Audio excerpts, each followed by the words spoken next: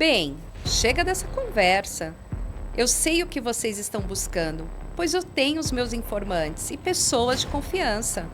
Não é nada contra vocês dois, mas eu me sinto muito pressionada com o meu trabalho e com toda essa investigação. Sei que posso ter cometido alguns erros.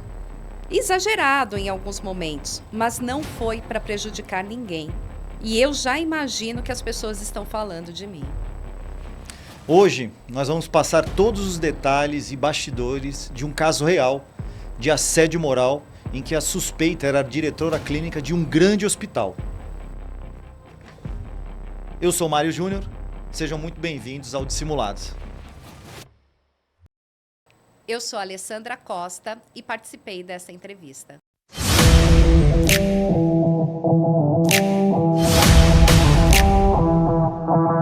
As histórias contadas neste podcast são baseadas em eventos reais. No entanto, para proteger a privacidade e a confidencialidade dos envolvidos, os nomes dos indivíduos e das empresas foram alterados.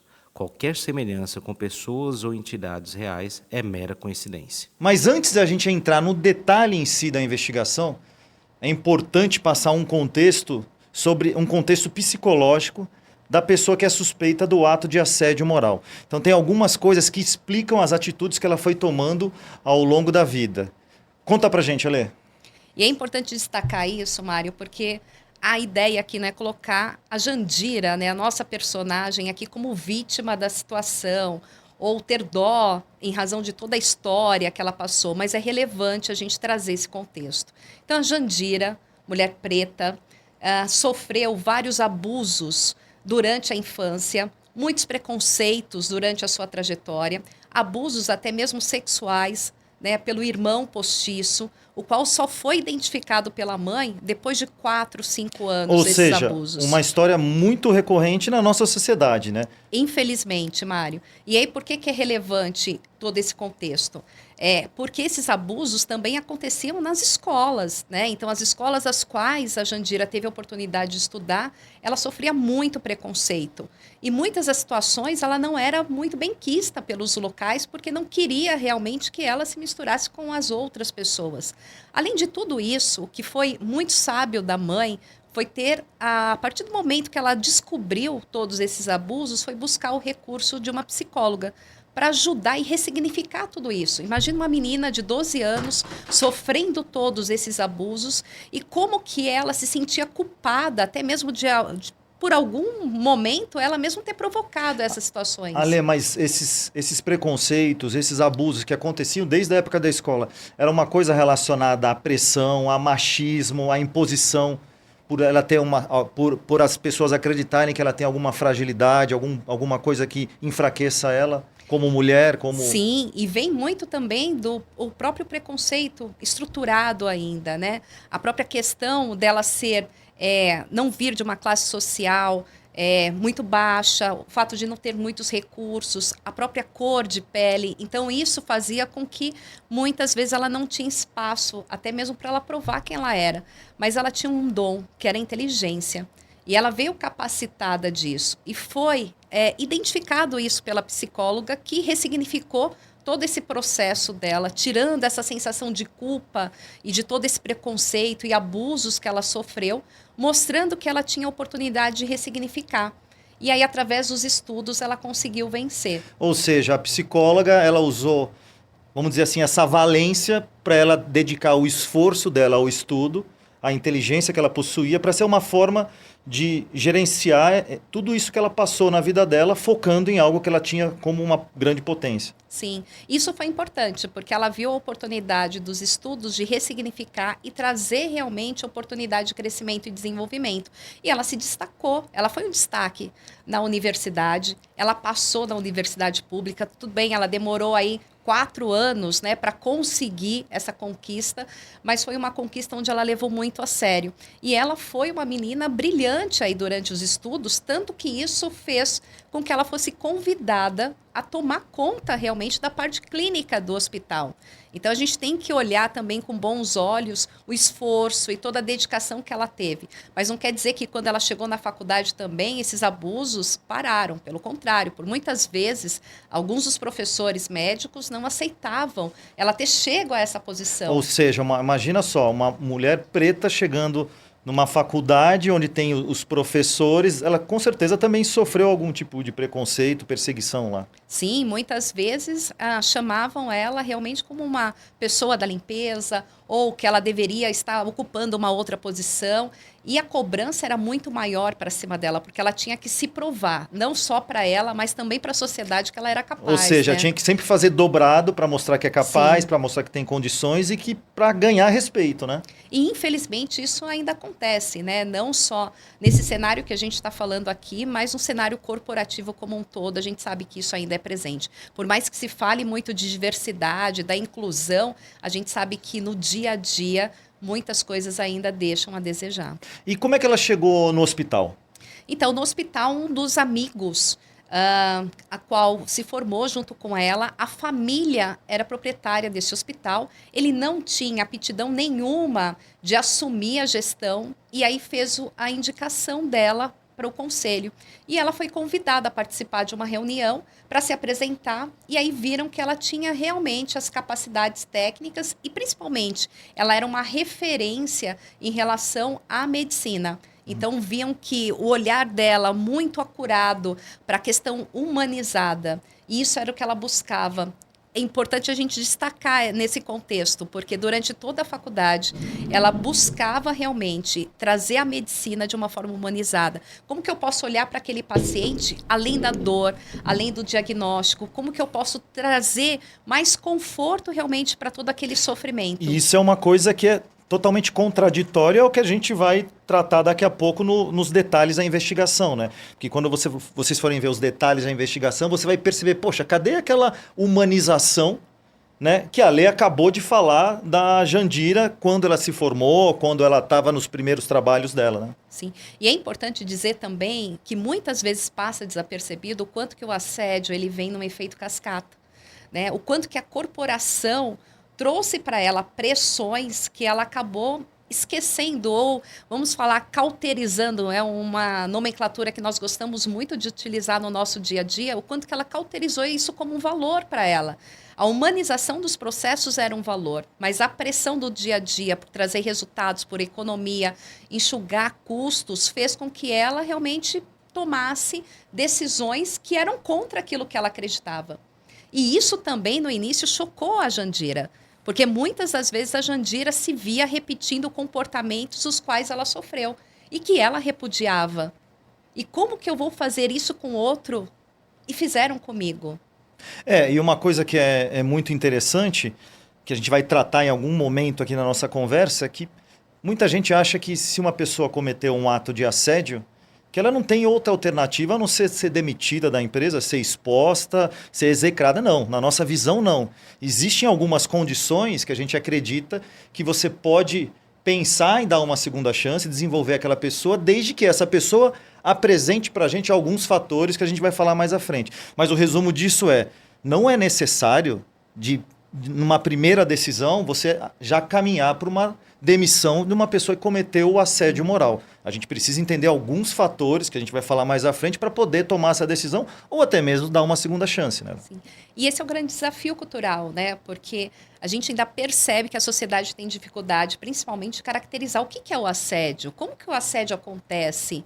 Será que um comportamento repetido, ele pode ocasionar uma má intenção? Poxa, não teve a má intenção, mas eu me explodi naquele momento. Eu tive um comportamento contrário ao meu dia a dia. E o que eu vejo como a maior dificuldade mesmo das corporações, Mário, é como que eu desenvolvo essas situações. Porque muitas vezes está tão cultural, está tão enraizado na organização, que ela tem dificuldade de tratar. Então, é muito mais fácil eu expelir. Poxa, chegou uma denúncia, alguma coisa, eu demito essa pessoa. Mas eu não estou resolvendo o problema. Eu estou mandando isso para a sociedade, mas isso volta novamente. E muitas vezes eu tenho lá o ápice da pirâmide com comportamentos muito enraizados e muitas vezes muito agressivos, que isso vai dar o tom realmente da organização. E aí a história da Jandira não começou nesse hospital que a gente coloca como é o Hospital Bem Viver. Começou um pouco antes, porque ela trabalhava como plantonista em alguns hospitais, até que chegou um determinado momento que esse colega de faculdade, que tinha uma estima muito grande por ela, convidou ela para passar por esse processo seletivo e ela acabou sendo aprovada para ser diretora clínica desse hospital, né? Sim. E é importante destacar que o início dela na trajetória no hospital, ela era uma pessoa muito bem querida por todos os colegas, porque ela trouxe essa proposta de humanização. Então, as pessoas viam nela realmente uma mudança, porque a gestão anterior já era uma gestão mais arcaica e era mais rude no tratamento, na forma de lidar realmente com as pessoas, não tinha todo esse cuidado. Então, viram na Jandira a esperança. Poxa, veio a renovação. E com isso, a gente vai ter um ambiente realmente muito mais saudável. Só que, em determinado momento, Jandira é chamada pelo conselho para reduzir custos e toda aquela abordagem humanizada que ela tinha implementado mudou totalmente, porque o que prevalecia agora no hospital era reduzir custos. Então, poxa, fralda você não troca toda hora que o paciente, de fato, sujar aquela fralda. Gaze você tem que esterilizar, porque tem que economizar. Então, você usa o mesmo curativo em mais de um paciente. Então, tudo aquilo era contrário realmente a até mesmo a saúde e o bem-estar dessas pessoas. Anota que fez o atendimento de fisioterapia, mas não fez e faz em outro. Sim. Casos mais delicados ainda, né, casos terminais ou pessoas com doenças muito graves, não vamos utilizar recursos que sejam custosos para o hospital. Então, você usa medicação paliativa, não vamos fazer, por exemplo, uma tomografia, se você pode fazer um raio-x, mesmo sabendo que o raio-x não vai resolver. E o paliativo que eles estão dizendo, na verdade, não é o paliativo. O Renato vai lembrar, a gente fez um podcast do risco comportamental que falava sobre tratamentos paliativos com uma grande especialista aqui no Brasil, que ela falava que tratamento paliativo não é deixar a pessoa de lado ali, não, é dar realmente condições para a pessoa ter suporte à vida da melhor maneira possível até chegar o dia que ela não vai ter mais nenhum tipo de alternativa ou recurso ou tratamento. Só que o tratamento que a Jandira e a equipe estava oferecendo não era paliativo, o tratamento era abandonar a pessoa, Sim. né? Era um tratamento de terror, né? Tanto que fizeram uma analogia, né, com um médico monstro, né? Então ela estava se tornando um monstro realmente dentro daquela realidade. Só que quando ela traz todo esse contexto realmente para a equipe, e a equipe chocada com essa situação e começa a questioná-la, ela começa a ter comportamentos aí abusivos. Cala a tua boca, manda quem pode, obedece quem tem juízo. Eu sou autoridade aqui. Eu lembro muito bem, eu estudei e sou médica. Você não estudou e é enfermeira. Sim, e isso acontecia não só com os assistentes, enfermeiros, mas também com o público ali próximo a ela, com o mesmo grau realmente ali de cargo, né, e responsabilidade. Então ela usava muitas vezes desse poder de forma aí inadequada, mas muito pela pressão realmente dessa redução de custos. Agora imagina a lógica dos funcionários do hospital, né, que conheceram a Jandira com aquela postura toda humanizada, provavelmente devia ser uma pessoa muito agradável, muito humana, e depois alguma coisa aconteceu que fez com que ela passasse a ser aquela pessoa que cobrava, pedia para diminuir custos, para deixar alguns pacientes de lado, investir somente em outros. Então imagina como é que ficava a cabeça dos funcionários que sabiam qual era o caminho correto também para fazer, né? Agora é importante destacar também a cabeça da Jandira, né? Porque muitos imaginam assim, mas para ela é fácil fazer isso. Mas ela estava também num sofrimento muito grande, mas ela não conseguia perceber o tamanho desse sofrimento. Os colaboradores pediam demissão. Muitos saíam, pediam afastamento por burnout, estresse, depressões. E a gente sabe o quanto que vem crescendo também em questões de suicídio, né? Em todos os âmbitos, mas principalmente aí no segmento hospitalar, né? Na área da saúde. Por quê? Imagina a pressão. Nascimento, vida e morte o tempo todo. Eu tenho que estar com a minha saúde mental em dia o tempo todo, né? E ao mesmo tempo eu tenho pressões organizacionais, corporativas, que eu preciso prestar conta de tudo isso. E aí tem muita gente que pensa que a decisão de um ato de assédio é por única e exclusivamente vontade da pessoa, e não. essa decisão, não, esse ato, muitas vezes também é influenciado pela própria organização que vai empurrando, encurralando a pessoa e ela acaba disseminando isso para os seus colaboradores porque ela não aguenta essa pressão. Sim. E mesmo o colega dela, né, o qual indicou a Jandira para essa posição, para a empresa da família, ele se esquivou dessa posição porque ele sabia que a pressão ia ser muito grande. E ele já entendia todo o contexto. Então, mesmo ele não julgou realmente o comportamento da colega, que sabia que qualquer um que estivesse na posição dela ia ser uma situação de fato difícil. E a gente tem que levar em consideração, a Jandira não tinha ainda a musculatura corporativa para decisões como essa. Ela estava encantada com a oportunidade e com a grandiosidade que era ocupar uma posição como essa, né? Ter chegado tão longe, e a gente pode dizer que rapidamente, né? Mas rapidamente por mérito, porque ela teve mérito realmente pela formação dela em ser destaque e conseguir essa posição. E foi aí que chegou a primeira denúncia, né, contra a Jandira. A diretora de compliance do hospital procurou a gente para poder tratar esse caso, apresentou a denúncia para a gente, que era uma denúncia identificada, e quando você recebe uma denúncia identificada, já tem um passinho à frente do ponto de vista da credibilidade, porque você tem a possibilidade de falar com a pessoa, de entrevistar a pessoa e de buscar mais meios de comprovar que aquilo que ela está dizendo é verdade. E aí, a diretora de compliance pediu para a gente estabelecer uma estratégia para poder tocar esse caso. Então, a estratégia que foi estabelecida, o primeiro ponto foi, vamos analisar a denúncia, para ver os elementos na estrutura que indicam maior credibilidade ou menor credibilidade. O segundo momento foi realizar a entrevista com uma das enfermeiras, que era a denunciante. E era uma enfermeira que realmente sofria muito com a questão do relacionamento com a Jandira, né, Lê? Sim, porque a Jandira pegava pesado com ela e respondia, não dava oportunidade dela participar das situações. Então, a ponto da Jandira falar para ela, Laís, cale a boca. Né? Então, só fale realmente quando eu dirigir a palavra a você. Então, ela começou a sofrer realmente sozinha com essas situações, mas ela teve coragem, né? Ela chegou e denunciou e, de fato, se apresentando, né? Que muitas das vezes isso vem no anonimato, principalmente numa situação de assédio. Você está falando com alguém que tem uma posição acima de você, e no caso da Jandira tinha a questão dela ter um relacionamento próximo com uma das partes da família, né? Verdade. Então ela teve coragem realmente de trazer e relatar toda essa situação. Só que a Jandira, ela ficou muito coagida, né, Mário? Logo quando foi feito ali a apresentação do contexto, isso é importante destacar, porque muitas vezes as empresas chegam e nos procuram para uma situação de assédio e falam assim, olha, está acontecendo um assédio, mas eu quero que você identifique se de fato está acontecendo ou não, mas não fala que é assédio, fala que é um comportamento, eu não quero deixar a pessoa envolvida desconfortável, mas espera aí, e todo o mal que ela está ocasionando para a pessoa, ela não passou pela cabeça que ela deixou muitas pessoas ali desconfortáveis sem pedir licença? Aliás, isso era uma preocupação da diretora de compliance. Aliás, geralmente você encontra alguns profissionais que têm essa preocupação, que querem fazer a investigação, mas querem fazer a investigação meio que oculta, meio que escondida, meio que mudando o nome.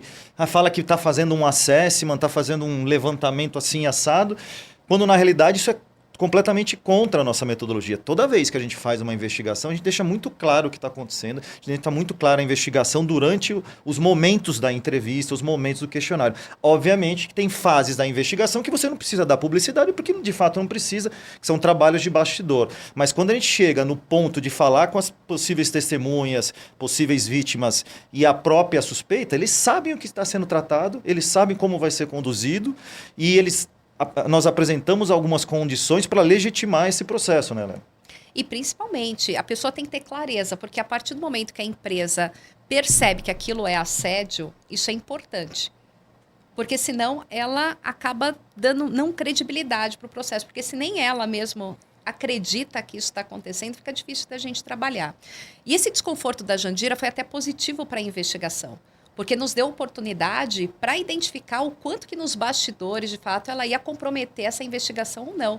O quanto que ela ia pressionar as pessoas, né, os seus colaboradores, com a realização da pesquisa, se ia deixar as pessoas à vontade ou não, se ia trazer alguma ameaça. E aí, eu lembro muito bem na entrevista com a denunciante, o que era muito forte? A questão emocional. E não era uma questão emocional fake. Ela demonstrava que, de fato, ela estava abalada emocionalmente, sentimentalmente. Em alguns momentos ela chorou durante a entrevista, e não era aquele choro dissimulado, aquele choro fake que começa, eu tô aqui, Mário, e depois volta. Não, é aquele choro que a pessoa começa a marejar o olho, que começa a demonstrar emoções, que ela começa a balbuciar, começa a gaguejar, a soluçar, e aí começa a chorar e finaliza da mesma forma. Então a gente via que tinha uma questão emocional muito forte, mas não era uma questão emocional que ela queria prejudicar a Jandira, que ela queria que a Jandira fosse demitida, não. Ela queria resolver aquele problema principalmente por conta dos pacientes que não estavam sendo tratados de maneira adequada e também para ela parar de ser exposta como outros funcionários, né? Sim, e é importante a gente trazer dentro desse contexto, porque quando a pessoa que provoca o assédio, a gente vai conversar e até mesmo trazer essa situação, muitas vezes vem a negação. E a negação ela é legítima porque ela não tem o conhecimento de que aquele comportamento é assédio. Se a gente olhar o caso da Jandira, ela viveu com aquele tipo de comportamento. Então, aquele que tinha poder é o que mandava, né? O quanto que eu tenho que ser submetida ou submissa realmente a essas situações. Eu tenho que... Há uma grande confusão que as pessoas fazem de duas palavras. O que é obediência e o que é respeito. E a gente, desde pequeno, a gente ouve isso, né, dos nossos pais. Você tem que obedecer ao pai, você tem que obedecer à mãe, ao professor, aquele que tem autoridade sobre você. Mas, na verdade, a gente tem que ter o respeito. Quando a gente dá a caracterização correta das palavras, quando eu tenho que respeitar essas pessoas, eu posso muitas vezes não concordar. Mas quando eu tenho que obedecer, eu tenho que ser submisso. E a nossa educação traz muito isso está muito linkado com a questão do assédio. Então, ela não aceitava essa contestação. E o medo da Jandira era o quê? Perder o emprego. Perder a posição. Porque se ela desse espaço para as pessoas da equipe se posicionar ou colocar a opinião que elas tinham sobre aquele contexto, poxa, ele vai se destacar. Isso mostra o uma quanto... afronta para cima dela. Sim, e o quanto que ela não está segura, o quanto não tem essa musculatura ainda. Por ter tomado tanta porrada na vida. Por ter tomado tanta porrada. E se eu dou espaço para aquela pessoa que emocionalmente, ou ela tem mais segurança para falar, ela pode ser destaque. Daqui a pouco vão preferir ela e não a mim, e eu perco essa posição. Então, houve também aí vamos dizer assim, uma falta de comprometimento da própria organização, do próprio hospital, de preparar ela para essa posição. E a gente vê isso muito na sociedade. Poxa, você agora vai ocupar uma posição de liderança. Excelente especialista, mas não foi preparado para ser líder. Aí eu perco esses dois profissionais, porque eu não vou ter o especialista e eu não vou ter aquela pessoa realmente que vai fazer a liderança da forma adequada. E aí, depois que a gente fez a entrevista com a denunciante, a gente estabeleceu algumas outras estratégias para continuar a investigação até chegar o dia da entrevista com a Jandira. E uma delas foi fazer uma pesquisa de referência. Nessa pesquisa de referência, você procura, o nome já diz, buscar referências profissionais e, às vezes, eventualmente, se for necessário alguma coisa pessoal, daquela pessoa que você está tendo algum tipo de apuração. E na pesquisa de referência, não trouxe muitas informações que desabonassem a conduta da Jandira. Só trouxe de maneira meio que informal e em off, um dos contatos que a gente buscou nas experiências profissionais anteriores, que ela teve alguns problemas de comportamento, mas não foi específico sobre assédio moral ou algum desrespeito ou algum racismo, alguma coisa nesse sentido, algum tipo de preconceito, não. Alguns problemas de comportamento. Isso por si só é muito pouco para você colocar no pacote e tomar alguma decisão ou assumir alguma posição. Mas era um pontinho lá que a gente deixou. E aí, qual foi o próximo passo? O próximo passo, agora a gente vai buscar o quê? A opinião das pessoas, procurar entender com aquelas pessoas que trabalham com a Jandira, inclusive com a própria Jandira, como é que são essas situações de possíveis comportamentos inadequados e possíveis situações de assédio. E aí a gente propôs o quê? Fazer uma apresentação, né, coletiva, presencial, para todo mundo da equipe. Na época a gente dividiu em na verdade 3 turmas, porque não podia parar o hospital, né, e as pessoas trabalhavam por turno. E nessa apresentação a gente explicou de fato o que estava acontecendo, né, o que estava acontecendo, quem era S2, quem eram os profissionais que iam tratar, e o que estava acontecendo que a empresa ela vinha nos últimos tempos, o hospital vinha nos últimos tempos, recebendo alguns relatos de comportamento inadequado e possíveis situações de assédio moral entre os funcionários. E aí é o ponto, a gente coloca entre os funcionários para justamente nos questionários, fazer com que as pessoas tragam a informação para a gente. Eu não posso direcionar que é do chefe para o enfermeiro, ou do enfermeiro para o enfermeiro, de baixo para cima. Eu tenho que fazer com que as pessoas tragam essa informação. E aí, quando a gente faz essa apresentação, a gente sempre costuma... Alguém tem alguma dúvida, quer fazer algum comentário, e é aquele silêncio de cemitério, né, Lélia? Ninguém pergunta nada, ninguém fala nada, porque é uma mensagem forte que é passada. Mas é uma mensagem de transparência e é uma mensagem que gera um sentimento depois na organização que, olha, quando acontece alguma coisa, a organização ela trata. Quando acontece alguma coisa, a organização contrata pessoas isentas, pessoas imparciais para poder entender o que aconteceu e ter uma conclusão justa. Então isso é um fator muito positivo, porque às vezes tem empresa que não quer dar publicidade, quer esconder a coisa. Obviamente que pode ter alguns casos que isso aconteça, mas na grande maioria o caminho da transparência é o melhor, porque para as boas pessoas, para as pessoas que não estão envolvidas, isso vai ser um alento para elas. Olha, que bom que a empresa se preocupa com isso. E aí a gente, terminamos a apresentação, a gente aplicou os questionários, né? E nessa época o questionário ainda era no papel e caneta, as pessoas na sala bem espaçadas para poder responder o questionário, tudo. Né? Não, na realidade não foi o questionário, me confundi, na realidade não foi o questionário papel e caneta, a gente enviou um link para eles responderem o questionário online. Principalmente para a gente obter a questão da linguagem não verbal. Não porque verbal. A gente queria analisar o comportamento e as expressões dessas pessoas, que isso é inovador. Porque no questionário online você tem a possibilidade de analisar o discurso verbal, porque a pessoa vai estar falando, ou seja, volume, latência, intensidade, os marcadores de voz. Você tem a possibilidade, como a Ale falou, de analisar as expressões faciais, as microexpressões e a linguagem corporal daqui para cima. Então é muito interessante isso.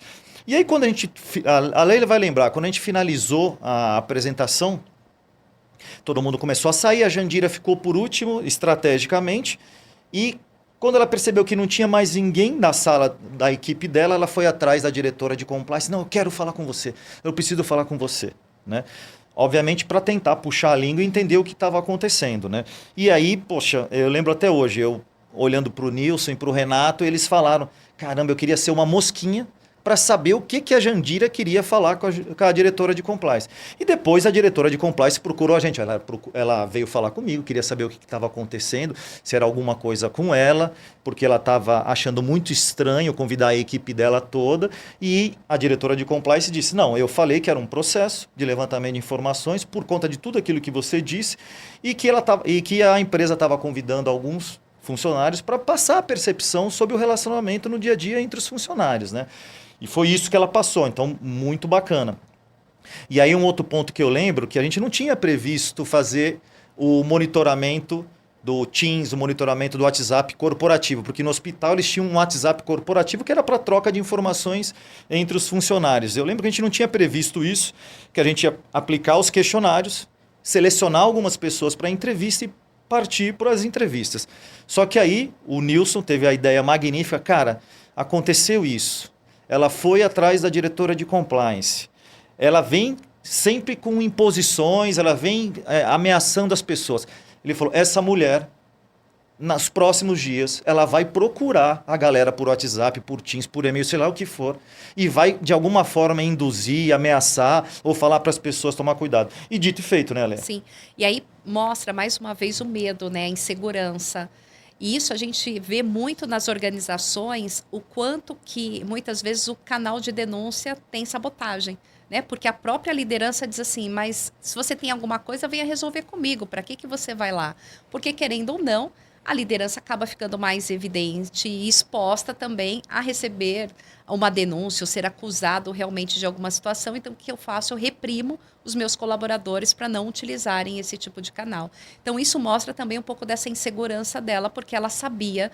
E o fato da Jandira é importante destacar, porque ela tinha consciência do comportamento. Mesmo todas as vezes que ela chamava atenção ou que ela era rude com a Laís ou qualquer outra pessoa da equipe, depois ela ficava realmente se remoendo por dentro. Então, ela tinha consciência de que aquele comportamento ele não foi adequado. E aí tem um ponto que é muito interessante, que a gente na análise dos questionários, a gente tinha que analisar os questionários para selecionar os entrevistados. Porque você não precisa, se você tem 20 pessoas, você não precisa entrevistar as 20 pessoas. Você aplica o questionário justamente para poder fazer uma triagem e pegar entrevistados qualificados. Então, teve uma grande parcela de pessoas que responderam o questionário que trouxeram informações muito contundentes dessa postura da Jandira e desse direcionamento para diminuição de custos, dessa pressão da exposição, dando até alguns exemplos. Olha, aconteceu com a Alessandra assim assado, aconteceu na reunião. A famosa reunião de segunda-feira era um tormento, né, Alê? Não, as pessoas não dormiam, né? Tocava a musiquinha do Fantástico, a pressão era grande. Segunda-feira ia começar tudo de novo. E mais do que isso, não era uma reunião participativa, né? Era, na verdade, só um informativo. Ela só passava as ordens e como que a equipe, de fato, ia seguir. E, mais uma vez, pressão. Poxa, você trocou a fralda de novo, eu já falei que tem que economizar, você mudou o curativo, não era para mudar o curativo. Então, era pressão realmente... Tinha a questão da endoscopia, não tinha? Tinha, não era para fazer. Então, só um último caso mesmo, no máximo um raio-x. Então, cortava todas as possibilidades de exames e medicamentos, né? Na verdade, as pessoas só tomavam aspirina, né? É. E aí, uma coisa que também foi muito interessante para a gente, do ponto de vista da investigação, é que teve algumas pessoas que responderam ao questionário passando aquela imagem de Alice no País das Maravilhas. Não, tá tudo maravilhoso, o hospital funciona super bem, nunca presenciei uma situação de comportamento inadequado ou de assédio moral, nunca tomei uma atitude que pode ter gerado alguma sensação da pessoa estar sendo assediada. E aí a gente teve a curiosidade de perguntar para o Nilson se... essas pessoas que passaram o Alice no País das Maravilhas, se eram as pessoas que foram pressionadas pela Jandira. E bateu, foram três ou quatro pessoas, bateu 3 pessoas, ou seja, as pessoas que a Jandira mandou o Teams ou o WhatsApp, não lembro, olha, toma cuidado que vocês vão falar, isso pode dar consequências para todo mundo, foram as pessoas que passaram o Alice no País das Maravilhas, né, Alê? Sim, isso reforça o comportamento omisso, né? A gente, desde pequeno, ouve o seguinte, olha, cuidado, se tiver alguma confusão na escola, ou se você vê alguma briga, alguma discussão, você sai de perto. Se alguém perguntar se você viu, você não viu. E aí ela entra no mundo corporativo com os seus lá 18 anos, e aí na própria integração da empresa diz o seguinte, olha, se você vê alguma coisa de errado acontecendo, tem um canal de denúncia e você tem que denunciar. A cabeça da pessoa dá um nó. E aí ela fala assim, poxa, o tempo inteiro eu aprendi que eu não devia relatar. E aí agora estão falando que eu tenho que falar. E aí tem aquela grande frase, né? A corda sempre estoura para o lado mais fraco. E aí o que você vê, as pessoas ficam cada vez mesmo receosas. Poxa, eu vou entrar em briga de peixe grande? Mas a gente tem uma outra história com peixe grande que a gente vai contar depois, né? E aí a gente partiu para as entrevistas com as fontes de informação. E assim, não tinha uma teoria da conspiração, não tinha algo arquitetado pelas pessoas para prejudicar a Jandira. Então, tudo que a gente recebeu na denúncia, que a gente foi identificando durante o processo de investigação, foi sendo constatado também pelas entrevistas. Ou seja, aquelas possíveis situações de assédio moral, elas estavam cada vez mais tomando corpo, porque eram situações repetitivas, de exposição, direcionadas e ao longo do tempo. Ou seja, tinha funcionários que foram entrevistados que... se ele mexe na caneca aqui, está errado. Se ele faz isso, eu não concordo. Se ele faz aquilo outro, você não tem capacidade para fazer isso. Ou seja, independentemente do que a pessoa fizesse, se não tivesse de acordo com o que a Jandira queria, era uma coisa ruim, era uma coisa de incompetente, era uma coisa que não tinha serventia nenhuma, né? Sim. E a própria insegurança dela, né? Então ela ficava sobrecarregada, ela não delegava, porque ela tinha receio Queria ter pessoas, o controle de tudo. Sim, e as pessoas se destacarem, e isso poderia ser um risco para a carreira dela. E aí veio o dia da entrevista com a Jandira, né?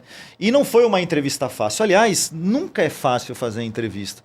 A gente não acredita em entrevista de 15 minutos, 20 minutos. Entrevista de 15 minutos, 20 minutos é você ser um paranormal, olhar para a pessoa, dar um cheiro e dizer, tá limpo ou tá sujo, tá envolvido ou não tá. Não, e a gente não trabalha dessa forma. Entrevista tem que ter carne para você analisar, tem que ter conteúdo.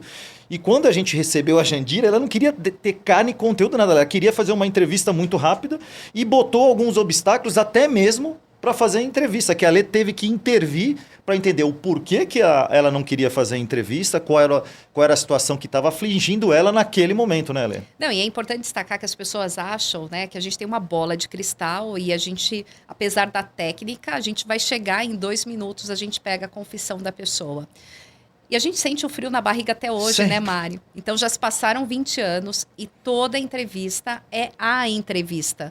Então não tem a receita de bolo, a gente usa a técnica e quais são as ferramentas adequadas para cada caso.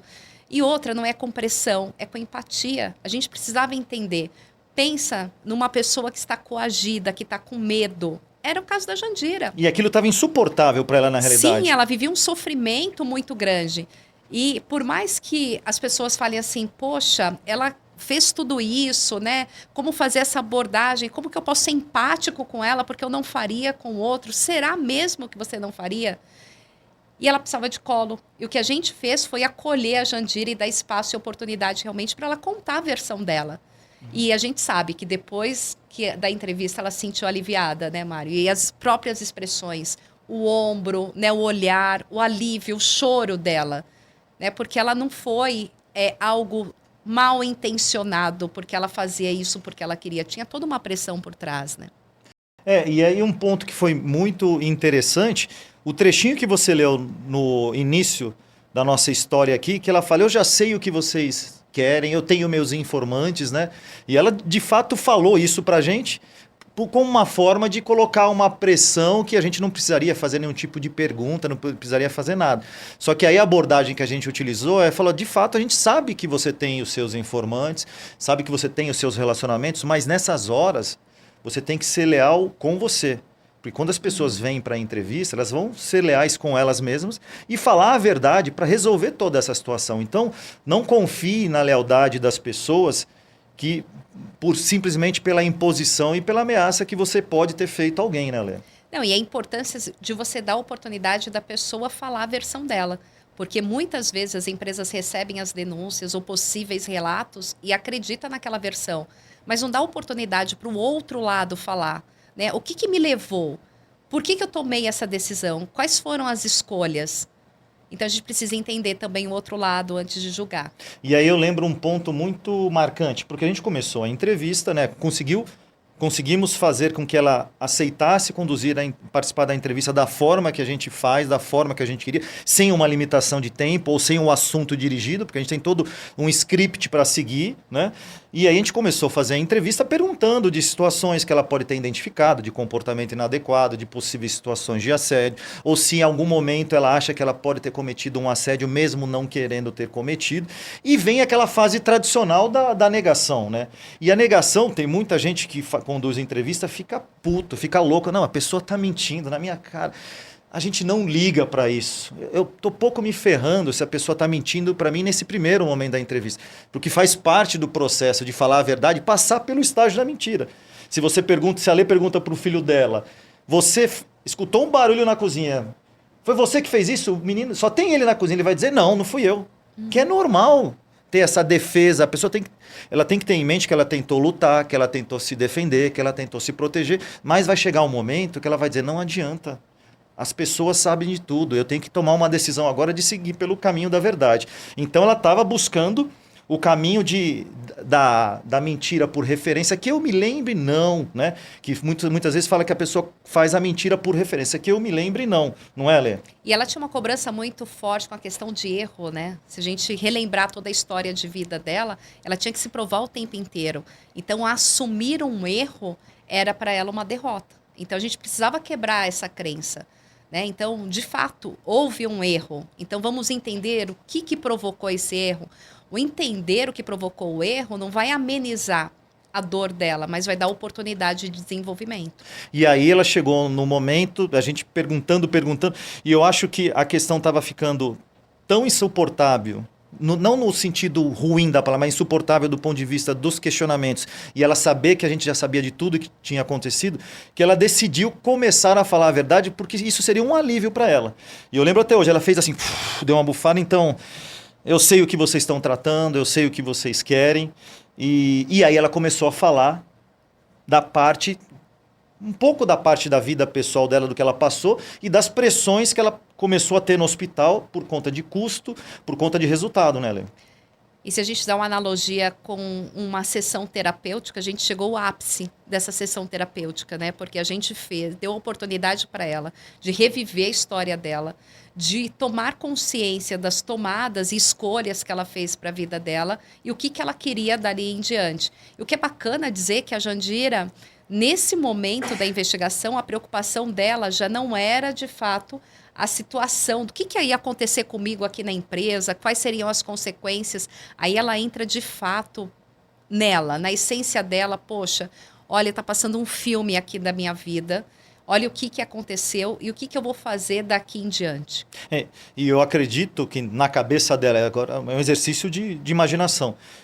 Olha o que eu passei e que talvez eu estou espelhando e fazendo com as outras pessoas agora, né? Sim, e principalmente dando a oportunidade desse espelho, né? Eu digo que é o ápice da psicologia, que muitas vezes muitos terapeutas não conseguem chegar com o seu paciente nessa situação. E quando você consegue trazer o que está no inconsciente para a consciência dele e ele conseguir materializar e rever, ele consegue fazer melhores escolhas.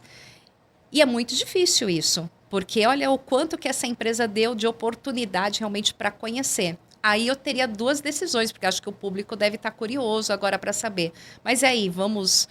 A Jandira foi demitida, não foi? O que aconteceu, né? Eu vou Qual contar. o fim desse caso da Jandira? E aí, depois desse momento, que foi quase um mergulho terapêutico, né, como a Lê falou, depois desse momento, a Jandira ela começou a dar indícios e de fato assumir que realmente teve atitudes que numa situação normal que ela não teria com as outras pessoas por conta de tudo que ela teve na vida dela e principalmente pela postura inicial de carreira de humanização. Então ela assumiu que realmente cometeu alguns erros com algumas pessoas, que exagerou com algumas pessoas, que passou do ponto em exposição, que passou do ponto em, às vezes, algumas ameaças veladas de demissão, porque ela dizia que, olha, se você não seguir esse caminho, a gente vai ter que tratar isso de uma outra forma. E ela foi flexibilizando e aceitando e trazendo essas informações. Ou seja, você via que de fato estava sendo um alívio para ela. A partir daquele momento, dizer, olha, eu de fato pisei na bola, não deveria ter feito isso. E aí chega naquele ponto que a gente sempre tem que procurar entender num caso de assédio, num caso comportamental. Primeiro, a pessoa, ela aceitou aquela situação que ela fez de maneira legítima, de maneira sensível. Esse é um ponto. Puta, aceitei. Eu realmente pisei na bola. Isso é legítimo mesmo? É verdade? Ela está sentindo a dor ali naquele momento? Puta, não deveria ter feito, me arrependo, isso aconteceu comigo e eu estou replicando com as pessoas que não tem nada a ver. E eu lembro que ela falou, e a denunciante, ela só queria fazer a coisa certa, e eu dizendo para ela não fazer e contrariar tudo que eu aprendi, que eu lutei. E o terceiro ponto é o pedido de socorro, que o Renato fala. Essa pessoa está pedindo socorro? A Jandira estava pedindo socorro, porque ela também tinha medo da questão dos custos e de ser demitida. Então ela estava pedindo socorro para a organização, ela estava pedindo socorro para ser desenvolvida, ser treinada e para não cometer isso de novo. Então são 3 aspectos que a gente falou no início aqui que são importantíssimos. Reconheceu? Reconheceu. Foi legítimo? Doeu? Sentiu? Se arrependeu? Sentiu. Terceiro, ela aceita se desenvolver, ela está pedindo socorro, por que não dar a oportunidade para uma pessoa como a Jandira ou qualquer outra pessoa que tem uma formação, uma carreira exemplar, que nunca tinha cometido isso até aquele dia, não é, Léa? Sim, e é importante destacar, mesmo toda a pressão que ela traz, ela não se coloca como vítima das situações. Ela tem consciência que ela fez as escolhas erradas. Ela poderia ter sido mais pulso firme e falado, não, eu não vou fazer a gestão da forma que vocês estão pedindo, porque é totalmente contrária. Mas ela não tinha essa musculatura para isso.